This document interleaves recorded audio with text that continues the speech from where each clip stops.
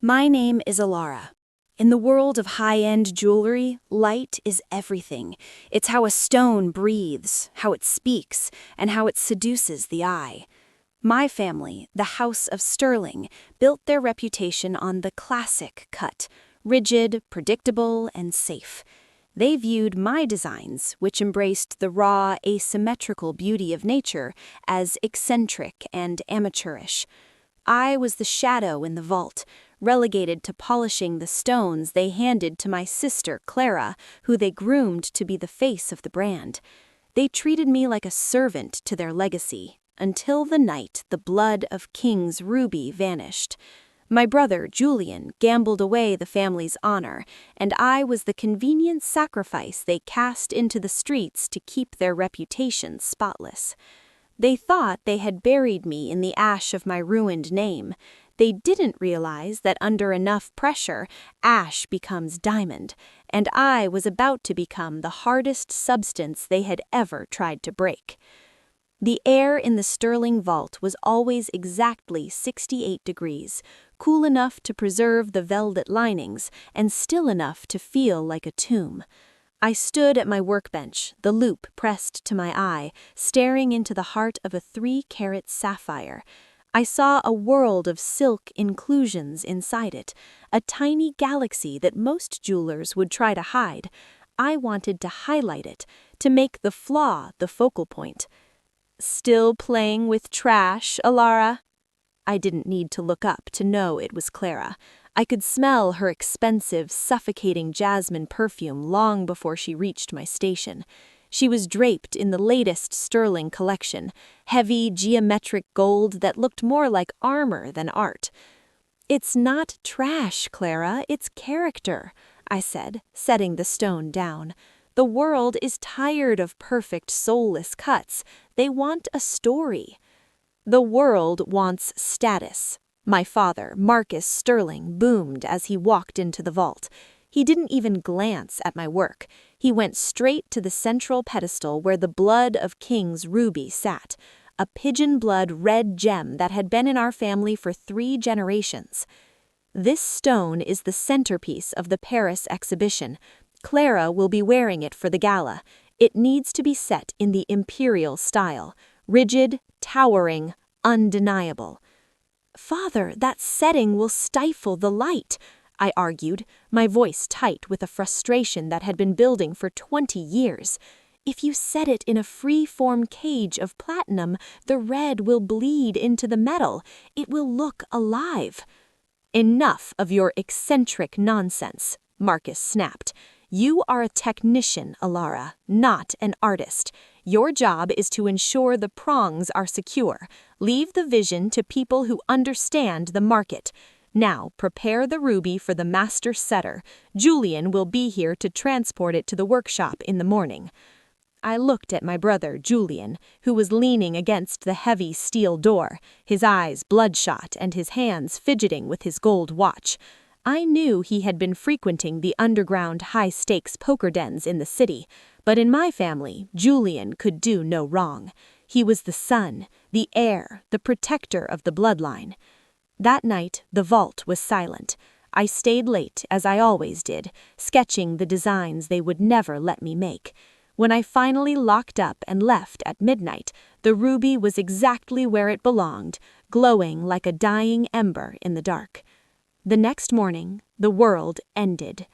I walked into the showroom to find the police, my father's face a mask of purple rage, and Clara sobbing dramatically into a silk handkerchief. The central pedestal was empty. The blood of kings was gone. "Where is it, Alara?" Marcus hissed, his voice a low, terrifying growl. "Where is what, father? What happened?" "Don't play the innocent fool," Julian shouted, stepping forward.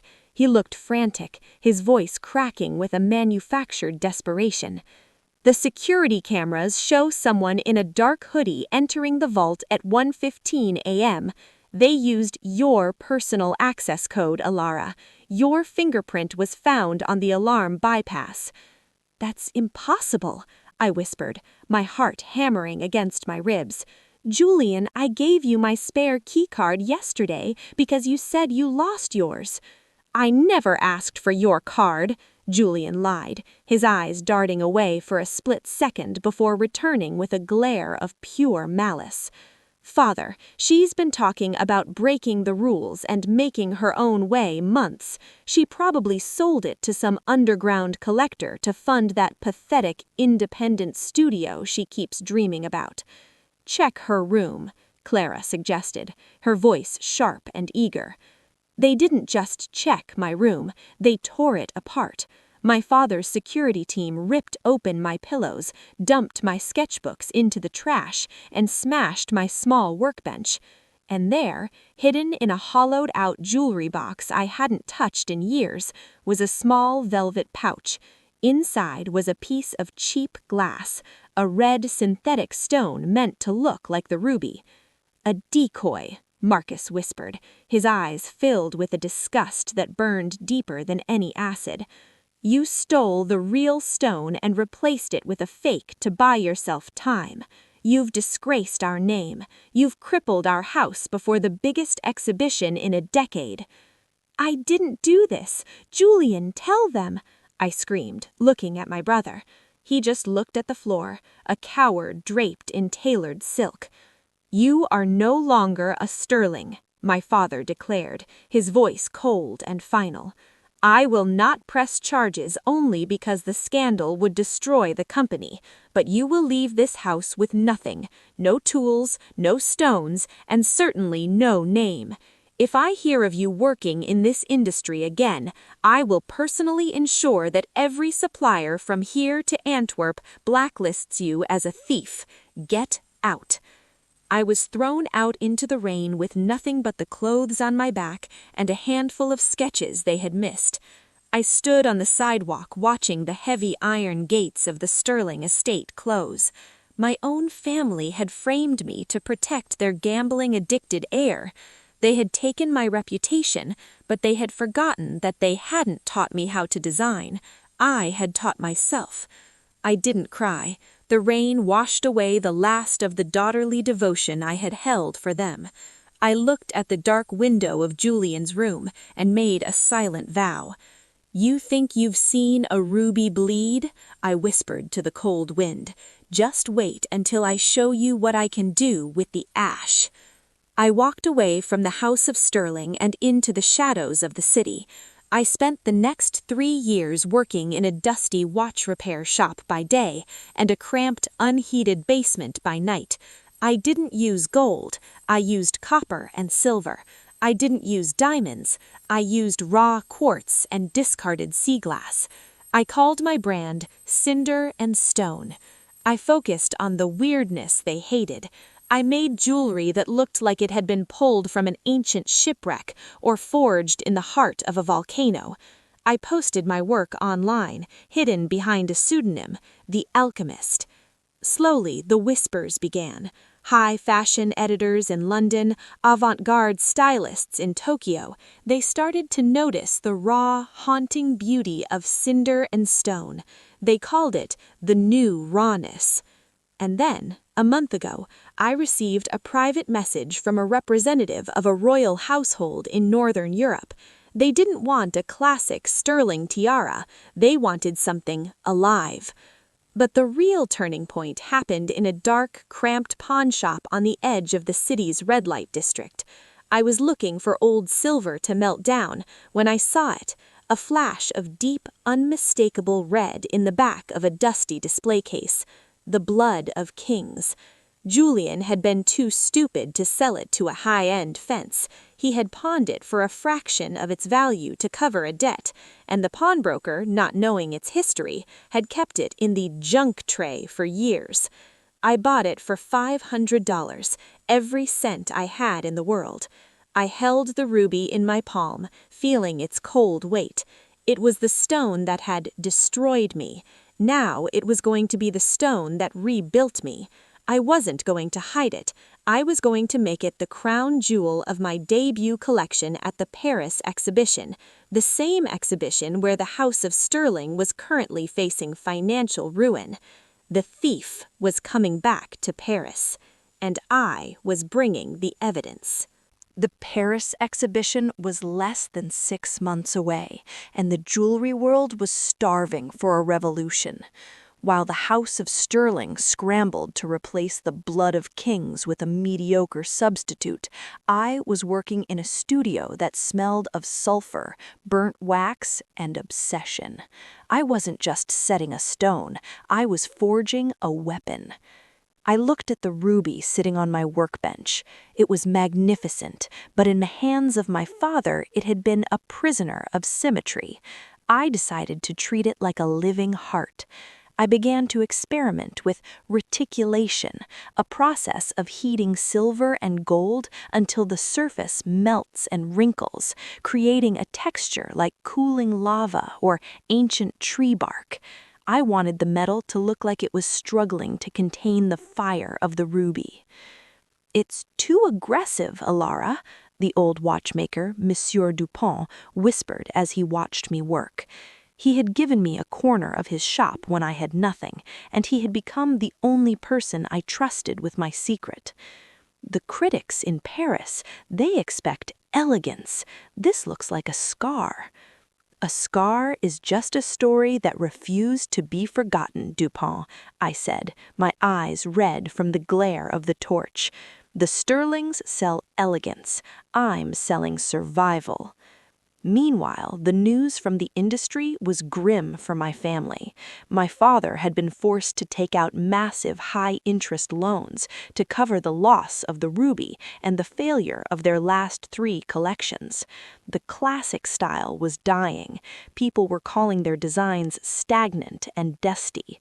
Clara, once the darling of the socialites, was being mocked in the tabloids for wearing the same tired diamonds to every gala. They were desperate. I knew they were looking for a miracle, some new designer to save their reputation. They started scouting for the alchemist, the mysterious creator behind the Cinder and Stone brand that had taken social media by storm. Little did they know, the person they were trying to hire was the same thief they had thrown into the rain. I received an anonymous inquiry through my website. "The House of Sterling is interested in a private acquisition of your upcoming Paris collection. Name your price." I smiled as I typed the reply. "The alchemist does not sell to ghosts. See you in the Tuileries." The weeks leading up to the exhibition were a blur of scorched fingers and sleepless nights. I designed 12 pieces around the ruby, a collection I titled The Phoenix's Ashes. I used raw black diamonds, rough-cut emeralds that looked like moss, and twisted vines of blackened gold. And at the center of it all was the blood of kings, set in a thorny nest of white gold and raw platinum that looked as if it had grown around the stone over 1,000 years. I didn't fly to Paris in a private jet like the Sterlings. I took a cramped night train, my entire collection tucked into a reinforced steel case hidden inside a tattered backpack. I checked in to a tiny attic room in the Latin Quarter, the kind of place where artists had starved for centuries. The night before the opening, I walked past the Grand Palais. The Sterling banner was already hanging there, but it looked frayed, the gold leaf peeling in the wind. I saw my brother, Julian, stepping out of a cab. He looked haggard, his eyes darting around as if he expected a debt collector to jump out of every shadow. He didn't see me. I was just another girl in a trench coat, lost in the Parisian fog. "Tomorrow, Julian, tomorrow you'll realize that some debts can't be paid with stolen rubies." The morning of the exhibition arrived with a cold, sharp clarity. The Grand Palais was a hive of activity. Vogue editors, royal emissaries, and billionaire collectors moved through the aisles like predators. The Sterling booth was positioned in the premium row, but the crowd there was thin. People were glancing at their display and moving on, their faces filled with polite boredom.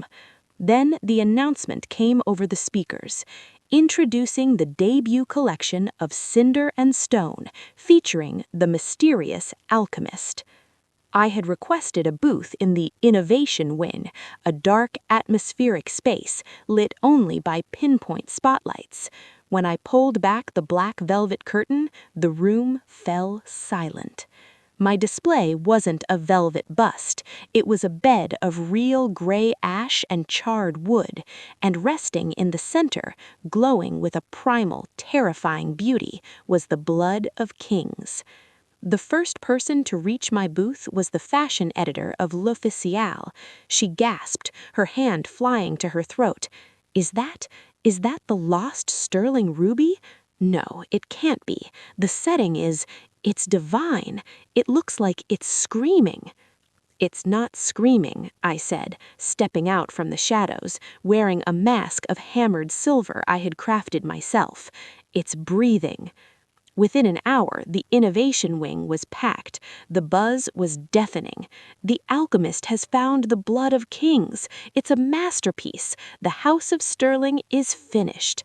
And then I saw them.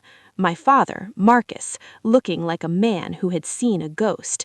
Clea, her face pale with envy, and Julian, who looked like he was about to vomit. They pushed through the crowd, their eyes locked on the ruby. They didn't recognize me behind the mask, but they recognized the stone. "That's our ruby," Marcus roared, his voice shaking the display cases. "That stone was stolen from the Sterling Vault 3 years ago. Guard, seize this woman. She is a thief." I didn't move. I didn't flinch. I slowly reached up and unlatched the silver mask, letting it fall to the floor with a heavy thud. "Hello, Father," I said, my voice echoing in the sudden silence. "I told you I was coming back for the ashes."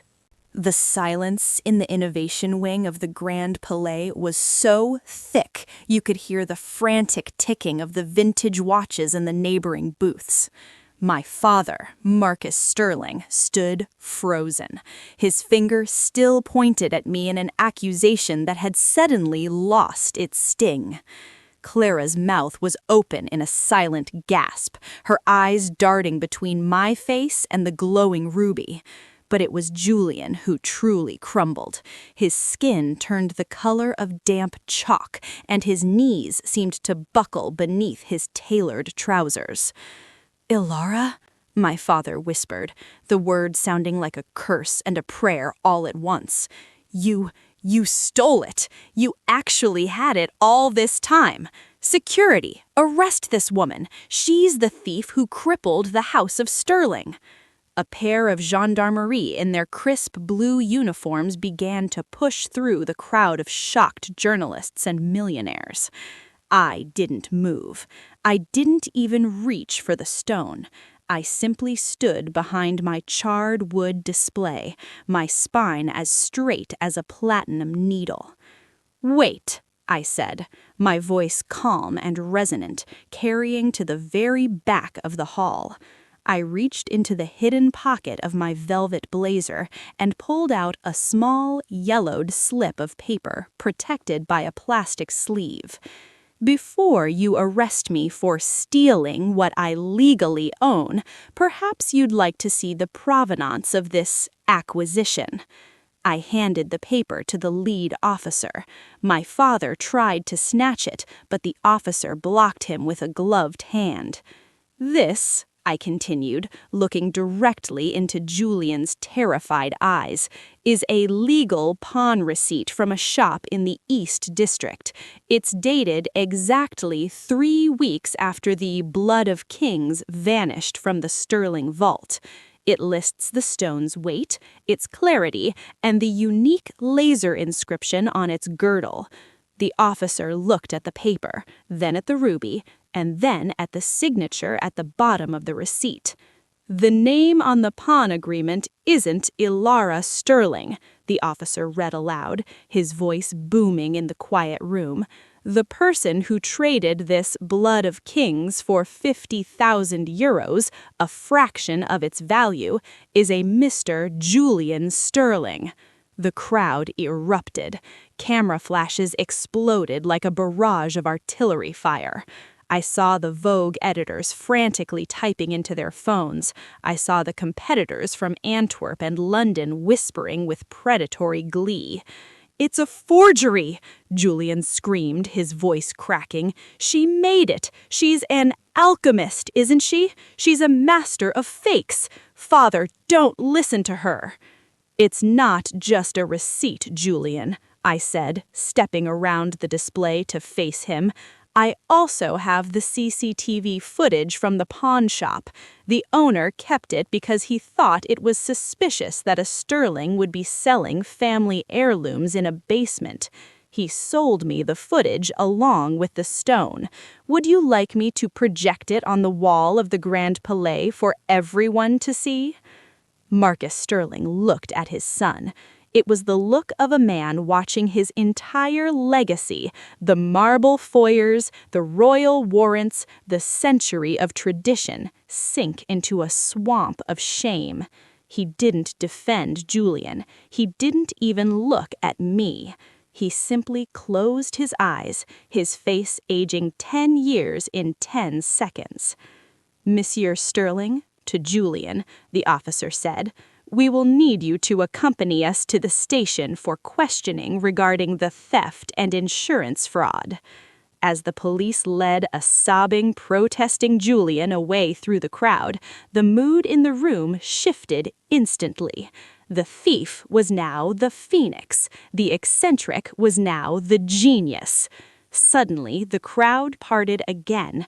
A tall, elegant woman in a navy suit with a royal crest on her lapel stepped forward. It was the Grand Duchess of the Nordic Isles, one of the most prestigious collectors in the world, and someone my father had been trying to secure a client for decades. She ignored my father entirely, stepping past him as if he were a piece of discarded packing foam. She walked straight to my display and peered at the ruby set in its thorny, blackened nest. "This," the Duchess whispered, her voice filled with genuine wonder, "this is not jewelry. This is poetry written in metal and blood. It's raw, it's honest, and it's haunting." She turned to me, her eyes sharp and appreciative. "Ms. Sterling, or do you prefer the alchemist? I was told the House of Sterling had nothing new to offer. It seems I was misinformed. Is this piece for sale?" "It is, Your Highness," I said, tilting my head slightly. "But it comes with a condition. It can never be reset into a classic mounting. It must remain exactly as it is, a reminder that beauty can survive the fire." "Done," she said, reaching out to take my hand. "And I want you to design the tiara for the upcoming royal wedding. Not the House of Sterling, you." My father stood a few feet away, watching the Duchess, his dream client, hand me a blank check. Clara was white-faced, her hands trembling as she realized that the best stones she had been given were worthless compared to the one I had pulled from the ash. "Ilara," my father croaked as the Duchess moved to speak with my assistant. We were wrong. Julian, he betrayed us all. But we are still a family. The Sterling name, it's yours too. Come back to the booth. We can merge. Cinder and stone can be our luxury line. We can save the company together." I looked at him, at the man who had thrown me out in the rain without a second thought. I didn't feel anger anymore. I only felt a cold, polished indifference. "The Sterling name is a cracked diamond, Father," I said, picking up my silver mask from the floor. "And you taught me well. Once a stone is fractured, you can't just glue it back together. You can only start again with something new." I put the mask back on, its cool metal pressing against my skin. "The exhibition isn't over yet, but for the House of Sterling, the lights are already going out." The fall of the House of Sterling was not a sudden explosion. It was a slow, agonizing erosion that the entire industry watched with a mixture of pity and predatory hunger. After the Paris exhibition, the Blood of Kings scandal became a black hole that swallowed their remaining credibility. The insurance companies, realizing they had been victims of Julian's staged theft, launched a multi-million-dollar lawsuit for fraud. The banks, sensing blood in the water, called in every high-interest loan my father had taken to keep the facade of luxury alive. 6 months after the exhibition, I stood in front of the heavy iron gates of the Sterling estate. The air was thick with the scent of damp earth and neglected stone. The once manicured hedges were ragged, reaching out with thorns like skeletal fingers. The brass nameplate that had read Sterling for 3 generations was gone, leaving only a ghostly pale outline on the pillar, a reminder of a name that had finally been erased. I walked through the foyer. The house was a hollow shell. The velvet-lined display cases that once held the treasures of kings had been stripped bare, sold at public auction to cover Julian's legal fees and gambling debts. My brother was currently trading his tailored silk for a numbered jumpsuit, serving a 7-year sentence for grand larceny and insurance fraud. In his cell, there was no light to catch, only the cold gray of stone walls. My father, Marcus, and my sister, Clara, were waiting for me in the center of the empty hall. Without the sparkle of diamonds and the backdrop of gold leaf, they looked remarkably small. Marcus looked like an ancient statue that had been left out in the rain, cracked, weathered, and fundamentally broken. "The liquidator is waiting in the library," my father croaked, his voice a dry rasp. He didn't look me in the eye. He looked at my boots, as if even the ground I walked on was now more valuable than his dignity. "I know," I said, my voice echoing in the vast empty space. "The Vesper Group has officially completed the acquisition. I've signed the final papers. As of 10 minutes ago, I own this house, the remaining inventory, and the intellectual property of the Sterling brand." Clara let out a sharp, hysterical laugh. "So, the thief returns to buy the crime scene? How poetic, Ilara. Are you going to move in? Are you going to sit on the throne you clawed away from your own blood?" "There's no throne here, Clara," I said, walking toward the grand staircase. "There's only a mausoleum of bad choices. I'm not moving in. I'm turning this estate into the Alchemist's Academy. This foyer will be a public gallery for students who don't have a last name to protect them. The vaults will be open to anyone with the talent to shape metal, regardless of their style or their lineage." "You're turning our family home into a school for amateurs?" Marcus whispered, finally looking up. The shock in his eyes was almost pitiful. "I'm turning it into a place where the truth matters more than the cut. And as for you and Clara, the acquisition includes a modest pension, a small house in the countryside, far from the city and the social circles that have already forgotten you. It's more than you gave me when you threw me out into the rain with a backpack full of sketches." I walked toward the heavy steel door of the vault. It stood open, its gears rusted from disuse. I reached into my bag and pulled out a small, unpolished wooden box. Inside was a piece I had finished in the early hours of the morning, a ring made from reticulated silver, its surface as rough and textured as a mountain path. In the center was a tiny, jagged splinter of red, a fragment of the blood of kings that had chipped off during the pressure of the setting in Paris. I placed it on the central pedestal, the exact spot where the ruby had sat the night Julian stole it. "The ruby is back, Father," I said, as he stepped into the doorway of the vault. "But it's not a centerpiece anymore. It's a fragment of a lesson. You spent your life trying to make things perfect, but you forgot that diamonds are only beautiful because they survived the pressure of the earth. You couldn't handle the pressure of your own lies." Marcus reached out, his hand trembling as he touched the cold steel of the vault door. "Ilara, I see it now. The light. I was so blinded by the symmetry that I couldn't see the soul of the stone. I couldn't see the soul of my own daughter. "It's too late for apologies, Father," I said, stepping past him into the light of the foyer. "The sterling era is over. The alchemist's era has begun." I walked out of the house and down the long driveway. The press was waiting at the gates, their cameras flashing like 1,000 tiny diamonds, but I didn't stop for them. I didn't need the validation of the flash. I had the fire in my hands. My name is Ilara. I was the girl they thought was ash, but I was the coal that never went out.